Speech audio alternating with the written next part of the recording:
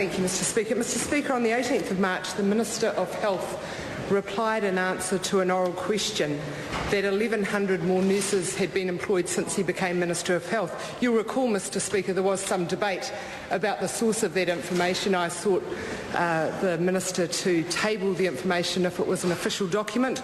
The Minister said in the House that he was referring to the Ministry of Health data. Order. I'm listening carefully and I'm struggling to ascertain the issue of order that the member is seeking to have the House or have me consider. So far it is litigating information which is not a valid point of order. Now I'll listen a moment longer, but I must hear the point of order. Mr Speaker, I seek leave to table the most recently available data outlining the number of nurses employed in the New Zealand workforce. And the source of that document prepared for the Clinical Training Agency, Ministry of Health, published in 2009, covering the years to 2008, the most recent data Leave is sought available. to table that document. Is there any objection? There is objection. The House...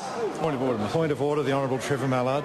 Mr Speaker, I would like to ask you to make a considered ruling in relation to Speaker's ruling 1456, which relates to ministerial responsibility for answering questions, and in particular a written question which has now twice been turned down as not having responsibility by the Office of the Prime Minister in relation to a letter the Prime Minister wrote as Prime Minister to 350,000 New Zealanders. Order. I hear the Honourable Member, and what I'd ask him to do is, because another issue arose recently while the Deputy Speaker was in the chair around a discrepancy between an oral answer and a written answer, and it's quite difficult for us to follow these issues up without the detail being down in writing, and it's taken quite a lot of research to follow up that previous point of order.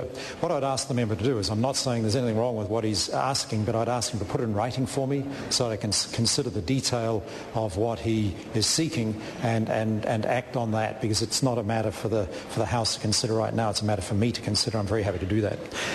House now comes to questions for oral answer, and the first question stands the name of the Honourable Jim Anderton.